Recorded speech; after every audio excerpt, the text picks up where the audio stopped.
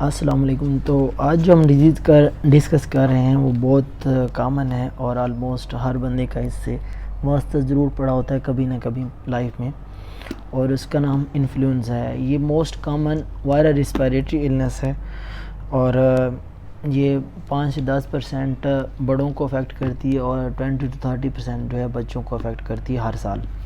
تو یہ کافی common respiratory illness ہے اور یہ کافی کامن ہے، آلموسٹ سب لوگ اس کے بارے میں جانتے ہیں۔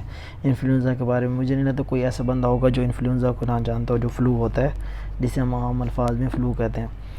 تو یہ وہی ہے، آج ہم اس کو ڈسکس کریں گے کہ یہ کیسے ہوتا ہے، اس کی ٹائپس کیا ہیں، اس کی پیتھوجینیسس کیا ہے، اس کی ہسٹری کیا ہے۔ تو کافی بڑا ٹاپک ہے، کوشش کریں گے کہ اس کو جلدی سے جلدی کور کر لیں۔ تو سب سے پہلے ہم دیکھتے ہیں کہ اس کا جو ایجنٹ جو اس کا ہے وہ ہے انفلوئنزا وائرس، اور وہ RNA انویلپ وائرس ہے۔ اس کے بعد جو اس کا سورس ہے وہ انفیکٹڈ پرسن ہی ہوگا، صاف ظاہر ہے، جس کو ہوگا اسی سے آگے پھیلے گا۔ موڈ آف ٹرانسمیشن اس کا ہے کہ اس میں جو ہوتی ہے ریسپیریٹری سیکریشن ان سے آگے پھیلتا ہے۔ اب کسی کو ہے اس سے اگر سنیزنگ یا کفنگ یا اسے اس کا جو سلائیوا ہوگا اس سے یہ آگے پھیلے گا۔ اور اس کے بعد زیادہ ان کا انکوبیشن پیریڈ اس کا 1 سے 4 دن ہے، ایک پہلے دن آپ کو ہوگا تو 4 دن بعد یہ علامات اپنی ظاہر کرتا ہے۔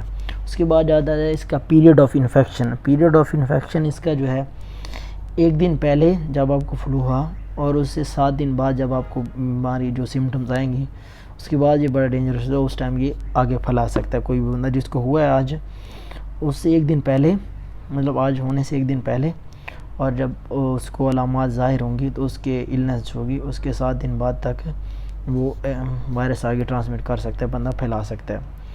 تو یہ تو اس کا کچھ بیسک سی چیزیں ہوں گی۔ اب جو مین ہے اس کی ہیں ٹائپس۔ تو جو انفلوئنزا ہے اس کے 3 سٹرینز ہیں ویسے، تو ایک ہے ٹائپ A سٹرینز، ایک ہے ٹائپ B سٹرینز اور ایک ہے ٹائپ C سٹرینز۔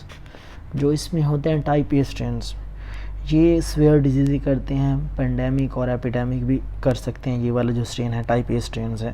پھر ہم آگے اس کی ہسٹری بھی دیکھیں گے بھی صحیح کہ کون سی پینڈیمک کب آیا تھا، ایپیڈیمک کب آیا تھا۔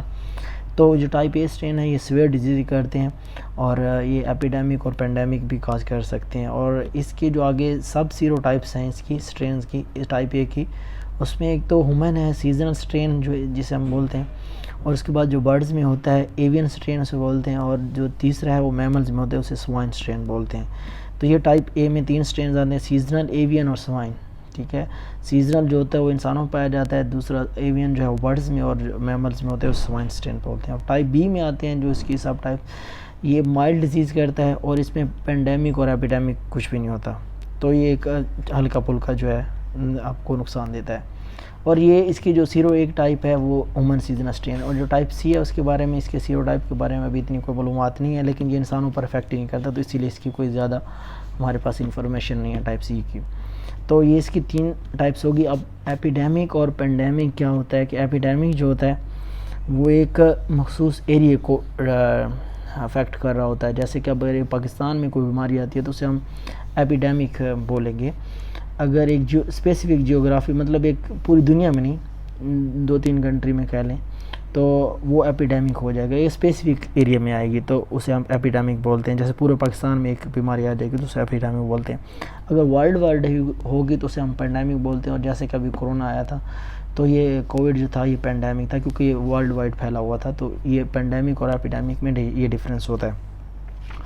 اس کے بعد ہم دیکھتے ہیں اس کی پیتھوجینیسس۔ پہلے ہم اس کی ہسٹری دیکھ لیتے ہیں کہ یہ کب اس نے پینڈیمک کیا تھا اور کب ایپیڈیمک میں آیا تھا، کیونکہ اس کی وجہ سے بہت زیادہ تباہیاں ہوئی تھی اس انفلوئنزا کی۔ آپ لوگوں کو لگ رہا ہوگا کہ یہ بہت عام سا ہے، لیکن اس نے بہت زیادہ لوگوں کی جان لی ہے۔ سب سے پہلا جو پینڈیمک آیا تھا وہ 1918 میں آیا تھا، اور یہ اسپینش فلو کے نام سے آیا تھا۔ اس میں 2 کروڑ سے لے کر 5 کروڑ لوگ، وہ لوگ ڈیتھ ہوئی تھی ان کی، اور جو تھے 50 کروڑ لوگ اس میں افیکٹڈ ہوئے تھے۔ 50 کروڑ میں سے 2 سے 5 کروڑ لوگ چلے گئے تھے دنیا سے۔ تو یہ اسپینش فلو جو ہے یہ بہت مشہور ہے۔ یہ سب سے بڑا جو اس کا بگیسٹ پینڈیمک تھا وہ 1918 میں آیا تھا۔ اس کے بعد جو سیکنڈ اس کا پینڈیمک آیا تھا وہ 1957 میں آیا تھا، جسے ایشین فلو کے نام سے جانا جاتا ہے۔ اس کے بعد 1968 میں آیا جو ہانگ کانگ فلو کے نام سے جانا جاتا ہے۔ اس کے بعد 1978 میں آیا جو اس کا لاسٹ پینڈیمک تھا، یہ پتہ نہیں ہے کہاں آیا تھا، بہرحال آیا تھا، جو اس کا لاسٹ پینڈیمک ہے۔ اس کے بعد آ جاتا ہے ایپیڈیمک. ایپیڈیمک جو تھا 1999 سے 2003 میں آیا تھا, برڈ فلو کے نام سے جانا جاتا ہے. یہ اس کا ایپیڈیمک ایک اسپیسیفک ہے, آئی تھنک یہ چائنا میں آیا تھا, جو برڈ فلو کے نام سے آیا تھا. اور یہ 2009 میں ایک آیا تھا سوائن فلو جو میمل سے پھیلتا ہے, جو میمل اسٹرین ہے, ٹھیک ہے, یہ اس ٹائم آیا تھا. تو یہ جو اس کا لاسٹ پینڈیمک تھا 2009. اس کے بعد اس طرح کا کوئی ایپیڈیمک یا پینڈیمک سچویشن اس نے انفلوئنزا نے کریٹ نہیں کی. اس کے بعد ہم دیکھتے ہیں اس کی پیتھوجینیسس, کہ یہ کیسے ہماری تباہیاں کرتا ہے. تو پیتھوجینیسس پہلے یہ اس کا سٹرکچر ہے. جو انفلوئنزا وائرس ہے, انفلوئنزا وائرس نے 2 پیتھوجینک فیکٹر اپنے پاس رکھے ہوتے ہیں. ایک کا نام ہے ہیم ایگلوٹینن اور دوسرے کا نام ہے نیورومینیٹیز. یہ اس کی پروٹین کو رہا ہے, یہ انویلپ کے اوپر نا اس کے 2 پیتھوجینک فیکٹر ہوتے ہیں. ادھر یہ دوسروں کو پوائنٹ ہوتے ہیں اور یہ پھر اندر ہماری ریسپیریٹری میکوزا کے ساتھ مل کے ہماری تباہیاں کرتے ہیں. اب ہوگا کیا کہ جب یہ انٹر ہوگا ڈراپلیٹ انفیکشن سے ہماری باڈی کے اندر, جو ہمارے ایئر ویز ہیں, یہ بائنڈ ہو جاتا ہے میکوزا سیل کے ساتھ ود ہیلپ آف ہیم ایگلوٹینن. جو یہ والا ہے, اس کی مدد سے یہ ہمارے میکوزا سیل کے ساتھ بائنڈ کر جائے گا. بائنڈ کے بعد ملٹیپلیکیشن ہوتی ہے, یہ ادھر ملٹیپلائی کرے گا اور formation of new copies of variants, یہ ان کے ساتھ مل کے نئی کاپیاں بنا دے گا اپنے جیسے اور وائرس کی, انفلوئنزا وائرس کی. پھر کیا ہوگا, جو یہ اس کی کاپیاں بن جائیں گی, اس کے بعد یہ جو میکوزا سیل ہوتے ہیں, یہ نیورومائنڈیز جو ہے, اس کی ہیلپ سے یہ میکوزا ریسپیریٹری جو میکوزا سیلز ہے اس کے اندر اس کی کاپی بنے گی. تو جو اس نے پھٹنا بھی ہے, تو وہ جب پھٹے گا تو اس کی مدد سے پھٹے گا, کس کی مدد سے, جو نیورومائنیٹیز ہے. اور جب پھٹے گا تو یہ جو انفیکٹڈ ہوں گے, یہ نیو ہمارے ویریونس انفلوئنزا کے, یہ پھر دوسرے جو ریسپیریٹری میکوزا سیلز ہوں گے ان کو بھی ڈیمیج کریں گے, اور یہ پوری میکوزا جو ریسپیریٹری ہماری ہے اس کو ڈیمیج کریں گے. تو یہ اس کا پیتھوجینیسس ہے. اس کے بعد ایک ہرڈ امیونٹی کا بھی ایک لفظ ہے آگے, اس کی ہم دیکھتے ہیں ڈیٹیل. ہرڈ امیونٹی میں ہوتا یہ ہے کہ جیسے 100 بندے ہیں اور ان میں سے ایک بندہ کو انفلوئنزا ہے مثال کے طور پر, اور 100 جو ہیں وہ آلریڈی امیونائزڈ ہیں, آلریڈی کسی بھی مطلب اس جو کسی بھی ویریئنٹ سے ان کو ویکسین لگی ہوئی ہے یا ویسے امیونائزڈ ہیں. تو ایک بندہ جو ہوگا اسے جتنی بھی وہ ادھر اپنی پھیلاتا رہے, سنیزنگ کرتا رہے, کفنگ کرتا رہے, تو وہ لوگ اس سے افیکٹ نہیں ہوں گے. ہارڈ امیونٹی میں یہ ہوتا ہے کہ ایک بندے کو ہے اور 10 بندوں کو نہیں ہے, تو 10 بندوں کو نہیں اور ایک بندے کو ہے, تو ایک بندہ ادھر کچھ بھی نہیں کر سکتا. ہارڈ امیونٹی بولتے ہیں سادہ الفاظ میں. اس کے بعد یہ ہے کہ ہم یہ دیکھتے ہیں کہ یہ جو ایک نیا اسٹرین ہوتا ہے یہ کیسے بنتا ہے, مطلب ایک ہائیبرڈ وائرس جو ہوتا ہے یہ کیسے بنتا ہے. ہائیبرڈ وائرس کب بنے گا, اس میں اب 2 جو شفٹیں ہوتی ہیں یہ بہت کامن ہے, اینٹیجینک شفٹ اور اینٹیجینک ڈرفٹ. جو اینٹیجینک شفٹ ہے یہ بہت زیادہ کامن ہے, اور اینٹیجینک ڈرفٹ جو ہے یہ بہت ریئر ہے. تو ابھی ایک بندہ کوئی ہے لیبارٹری کے اندر کوئی کرنا چاہتا ہے, یا اس میں انوائرمنٹل فیکٹر کی وجہ سے ایک بندہ ہے اس نے 2 اسٹرینز کو ایکوائر کر لیا ہے, تو وہ جو تیسرا اسٹرین بنے گا وہ ہائیبرڈ وائرس سے ہم بولیں گے, یا ہائیبرڈ اسٹرین بولیں گے.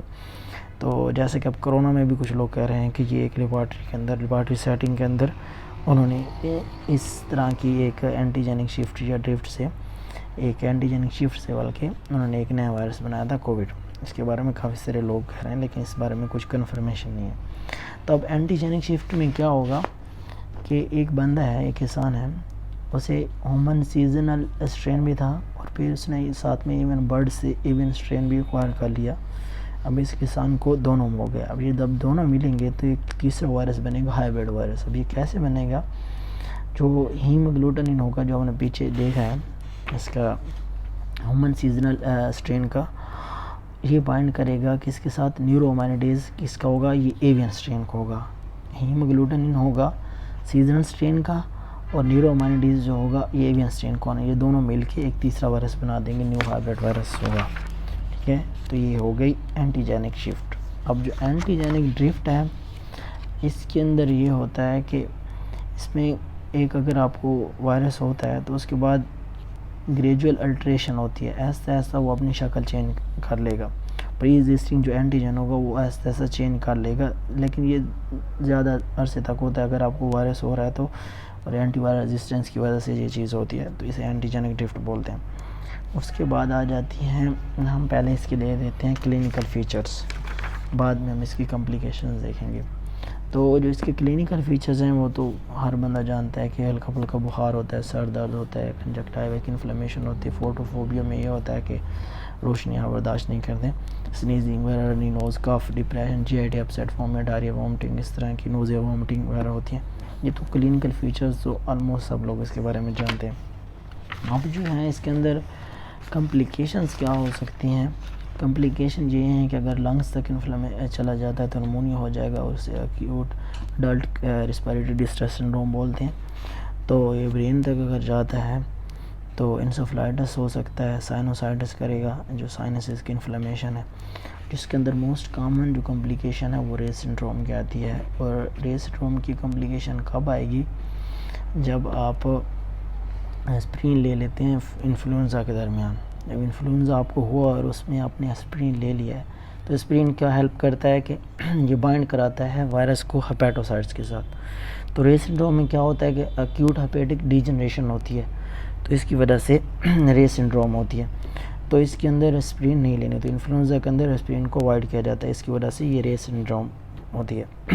اس کے بعد اس میں اور کمپلیکیشن جو ہے سوپرائٹڈ بیکٹیریل انفیکشن بھی ہو سکتا ہے جو اسٹیف اوریس کرتا ہے. تو یہ اس کی کچھ کمپلیکیشنز ہیں، لیکن یہ ریئر ہیں، یہ عام نہیں ہوتی کیونکہ انفلوئنزا کا سیلف لیمیٹنگ کنڈیشن ہوتی ہے، تو آپ آلموسٹ سب لوگ کر لیتے ہیں. اس کی مورٹیلٹی بہت کم ہے انفلوئنزا کی. اس کے بعد آ جاتی ہیں اس کا انویسٹیگیشن میں. تو یہ ہوتا ہے ڈائگنوزس کلینکل ہوتا ہے، اور اگر انویسٹیگیشن آپ کرانا بھی چاہتے ہیں تو پی سی آر کرایا جاتا ہے، جس کی 12 سے 36 گھنٹے کے اندر رپورٹ آتی ہے، جو اس کی انویسٹیگیشن آف چوائس ہے. اگر وائرل کلچر کرائیں گے تو 1 ہفتے بعد رپورٹ آئے گی. اگر سیرولوجی کرواتے ہیں تو سیرولوجی میں یہ ہے کہ 2 ہفتے بعد رپورٹ آئے گی، اس میں اینٹی باڈیز وغیرہ چیک کرتے ہیں. یہ ادھر پر ہے. اور اس کے بعد آ جاتا ہے اس کا ٹریٹمنٹ. اب ٹریٹمنٹ میں کیا ہے کہ سپورٹیو ٹریٹمنٹ ہوتا ہے، فلوئڈز وغیرہ دیتے ہیں، بخار کے لیے اینٹی بایوٹکس دے دیتے ہیں یا ڈی کنجسٹنٹ وغیرہ دے دیتے ہیں، تو اینٹی ہسٹامین کے ہوتے ہیں یہ. تو لیکن اس میں اکثر ٹریٹمنٹ ویسے دیا نہیں جاتا کیونکہ یہ سیلف لیمیٹنگ کنڈیشن ہوتی ہے، تو اس کے بغیر اب دیں یا نہ دیں بات ایک ہی ہے، بندے نے 7 دن کے اندر ٹھیک ہو جانا ہے. تو اینٹی وائرل جو ٹریٹمنٹ ہے وہ ہے سے ایمینٹیڈین، لیکن یہ دی نہیں جاتی، یہ ریکمینڈڈ نہیں ہے. تو یہ ویسے ہے صحیح اینٹی وائرل جو اس کے لیے ہے انفلوئنزا کے لیے ایمینٹیڈین ہے، 100 ملی گرام بی ڈی 7 دن کے لیے آپ دیتے ہیں. ٹھیک ہے، اگر آپ دیں یا نہ دیں پھر بھی بندے نے ہونا 7 دن کے اندر ٹھیک ہے تو اسے بہتر ہے نہ ہی دیں. اس کے بعد جو ٹریٹمنٹ ہے ہائبرڈ وائرس کا وہ یہ ہے کہ ٹیبلٹ ہے اوزیلٹامیر، ڈرگ آف چوائس. اگر کسی کو یہ نیو ہائبرڈ وائرس جیسے ہے یہ ہوتا ہے تو اس کے بعد جو اس کا ٹریٹمنٹ ہے وہ اوزیلٹامیر ہے، 75 ملی گرام بی ڈی دیتے ہیں 5 دنوں کے لیے. یہ ڈرگ آف چوائس ہے ہائبرڈ وائرس کی. تو اب جو مین ہے اس کا پروفلیکسز ہے. پروفلیکسز میں یہی ہے کہ انجیکشن پولی ویلنٹ انفلوئنزا ویکسین ہے جو دی جاتی ہے. اگر اڈلٹس ہیں تو ان میں 1 دفعہ دی جاتی ہے، اس کا 0.5 ml اس کا ڈوز ہوتا ہے، 1 دفعہ اگر بچہ ہے تو اس کو ہاف ڈوز ریپیٹ بھی کیا جاتا ہے 6 ہفتوں بعد. اور اگر 3 سال سے کم اس کی ایج ہے تو اس میں یہ ہاف ڈوز اس کا ریپیٹ کیا جاتا ہے 6 ہفتوں بعد، اگر 3 سال سے کم اس کی عمر ہے تو. اب جو انڈیکیشن ہے اس ویکسین کے لیے، پولی ویلنٹ ویکسین جو ہے انفلوئنزا کی، وہ یہ ہے کہ اگر ایک بچہ ہے، اس کی بندہ ہے، اڈلٹ ہے یا کوئی بھی ہے، تو اس میں اگر میسیو گیدرنگ میں رہتا ہے، امینو کمپرومائز ہے، سی او پی ڈی ہے، آئی ایل ڈی ایس میں رینل فیلئر ہے، کوئی بھی اس طرح کی اسے ہے جس سے اس کی امیونٹی کمزور ہوگی، تو مطلب یہ امینو کمپرومائز لوگوں کے لیے ایکچولی ویکسین ہوتی ہے پولی ویلنٹ ویکسین. ویسے تو لوگ دوسری بھی سکتے ہیں لیکن انڈیکیشن جو اس کی مین یہی ہے. اس میں بوسٹر بھی لگایا جاتا ہے 6 سے 12 منتھ کے اندر، بوسٹر بھی اس کا ہوتا ہے، اکثر لوگ لگواتے ہیں.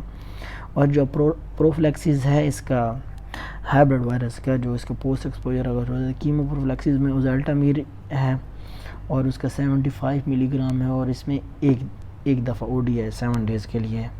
جو پوسٹ ایکسپوجر میں ہے کیمو پروفلیکسز، اس میں بھی اوزیلٹامیر ہے لیکن وہ ہے 1 دفعہ. جو پہلے اس کی ہائبرڈ وائرس کی جو ٹریٹمنٹ آف چوائس میں ہے ادھر 5 دن کے لیے، لیکن اگر اس کا کیمو پروفلیکسز میں ہوگا تو صرف 1 دفعہ ہوگی، اور یہ 7 دنوں کے لیے 1 دفعہ. ادھر جو تھی کہ بی ڈی میں تھی، ادھر او ڈی میں ہے لیکن ہے 7 دن کے لیے، ادھر 5 دن کے لیے تھی. تو یہ اس کا ایک چھوٹا سا ہے انفلوئنزا کا، لیکن کافی لینتھی ویڈیو ہوگی ویسے. تو انشاءاللہ ملتے ہیں اگلی ویڈیو میں. اللہ حافظ.